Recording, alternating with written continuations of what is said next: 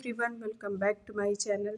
साल 2024 में सकट चौथ यानी जो तिलकुट चौथ है या फिर संकट चतुर्थी का जो व्रत है वो किस तारीख को रखा जाएगा। बहुत ही कन्फ्यूजन है कि 29 जनवरी को रखना है या फिर 30 जनवरी को, क्योंकि दोनों दिन चतुर्थी है। तो इस वीडियो में हम जानेंगे कि जो चौथ का व्रत है तो उसे किस तारीख को रखा जाएगा, बाकी इसकी पूजा विधि क्या है, क्या आपको करना है क्या नहीं करना है, ये सारी चीज़ें आपको जानने को मिलेंगी। हर वर्ष माघ मास के कृष्ण पक्ष की चतुर्थी के दिन सकट चौथ का व्रत रखा जाता है। इसे कई नामों से यानी तिलकुट, माघ चतुर्थी, देसी भाषा में इसे तिलवा के नाम से जाना जाता है। यह व्रत विशेषकर भगवान गणेश जी को समर्पित है और इस व्रत में चंद्रमा को अर्घ का भी विशेष महत्व होता है। इस व्रत को करने से विघ्नहर्ता गणेश संतान के सारे संकटों को दूर कर देते हैं और ऐसी मान्यता है कि इस व्रत को करने से संतान निरोगी, दीर्घायु और सुख समृद्धि से परिपूर्ण हो जाता है। तो जो सकट चौथ का व्रत है वो उस पर गणपति भगवान की उपासना होती है। इस पर्व पर माताएं अपनी संतान की लंबी आयु और परिवार की सुख समृद्धि की कामना के लिए उपवास रखती हैं। तो यह जो व्रत है वो विशेषकर जो माताएं हैं अपनी संतान की दीर्घायु, उनकी सुख समृद्धि, परिवार की सुख शांति के लिए रखती हैं। तो अब हम जानेंगे कि इस सकट चौथ जो है उस व्रत पर आखिर हमें क्यों करना चाहिए। मान्यता है जो भी इस व्यक्ति इस दिन व्रत रखकर भगवान गणेश जी की उपासना करता है उसके जीवन में सुख समृद्धि का वास रहता है, साथ ही संतान प्राप्ति के योग बनते हैं, वहीं संतान दीर्घायु होती है। तो इस अगर आपके पास संतान नहीं है फिर भी आप इस व्रत को रख सकते हैं। सकट चौथ का जो व्रत है वो माघ मास की चतुर्थी को रखा जाएगा। तो इस साल जो है वो सकट चौथ का व्रत 29 जनवरी को रखा जाएगा। इस व्रत में जो महिला यानी जो माँ है वो निर्जला व्रत रहकर भगवान गणेश को सकट माता की पूजा करती हैं। सभी माताएं अपनी संतान के लिए व्रत रखती हैं और उनकी दीर्घायु की कामना करती हैं। ऐसा कहा जाता है कि इस दिन गणपति भगवान ने देवताओं का संकट दूर किया था, इसीलिए इस दिन से इसको सकट चतुर्थी कहा जाता है। इसका मतलब ही होता है संकट को दूर करना। तो जो इस बार की जो माघ मास की चतुर्थी है वो होगी 29 जनवरी को सुबह 6:10 से आरंभ होगी और समापन होगा इसका 30 जनवरी को सुबह 8:54 पर समाप्त हो जाएगी। ऐसे में ये व्रत जो है 29 जनवरी को ही रखा जाएगा, यानी 29 जनवरी को सकट चौथ का व्रत रखा जाएगा।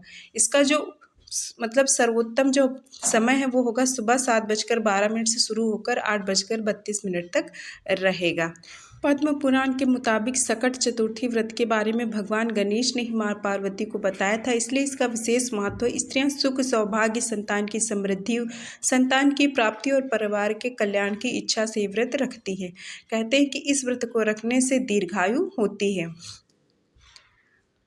ऐसी मान्यता है कि इस व्रत से आपकी जो संतान है उसको दीर्घायु प्राप्त होती है, सुख समृद्धि मिलती है, आपके घर परिवार में सुख शांति आती है। शास्त्रों के अनुसार माघ माह की चतुर्थी के दिन ही भगवान गणेश ने अपने माता पिता की परिक्रमा कर अपनी तीव्र बुद्धि ज्ञान का परिचय दिया था।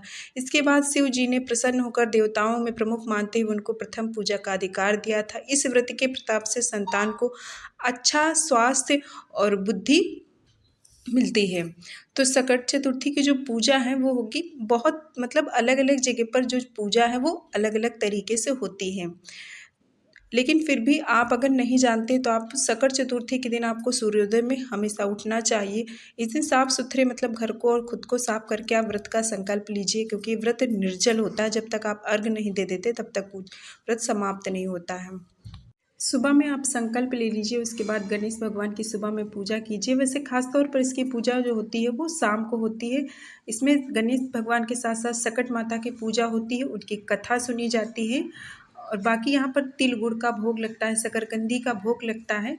तो जैसे आप गणपति की पूजा करते हैं वैसे आप बिल्कुल जैसे कि पूजा एक होती है उस तरीके से आप पूजा कीजिए, उनको सारी चीज़ें धूप दीप प्रसाद ये सारी चीज़ें अर्पण कीजिए। साथ में सकट माता को आप ये सारी चीज़ें समर्पित कीजिए, उनकी आप कथा ज़रूर सुने, कहें। जैसे कि हमारे यहाँ होता है शाम को पूजा होती है और सकट माता की कहानी सुनी जाती है, कोई एक सुनाता है बाकी लोग सुनते हैं उसको। उसके बाद आप शकरकंदी, तिल गुड़ का ये सब का भोग लगाया जाता है। हमारे यहाँ होता है जैसे कि लाई का और तिल का बकरा जैसा एक बनाया जाता है, उसको घर की कोई कन्या होती है जो काटती है। जिसके यहाँ चीज़ होती है उसको अच्छे से पता है। सभी जगह के अगले अगले अपने रीति रिवाज होते हैं, तो जैसे आपके यहाँ ये पूजा होती है उस तरीके से ये पूजा कीजिए। आप सकट माता की कहानी सुने, उनसे आप अपने बच्चों के लिए संतान की दीर्घायु की, सुख समृद्धि की, अपने घर परिवार की सुख शांति समृद्धि की कामना जरूर कीजिए। और सारी पूजा होने के बाद चंद्रमा को अर्घ देकर ही अपने व्रत का पारण कीजिए। तो ये सारी चीज़ें आपको ध्यान रखनी है। बिना चंद्रमा को अर्घ दिए इस व्रत का पारण नहीं होता है। तो इस व्रत को आपको 29 जनवरी को रखना है और इस विधि से पूजा करने के बाद चंद्रमा को अर्घ देने के बाद ही अपने व्रत का पारण करना है। तो आई होप आपको ये वीडियो पसंद आई होगी। थोड़ा सा भी यूजफुल लगी हो तो प्लीज़ वीडियो को लाइक, चैनल को सब्सक्राइब कीजिएगा। मिलते हैं इसी तरह के किसी और नेक्स्ट वीडियो में। तब तक के लिए थैंक यू।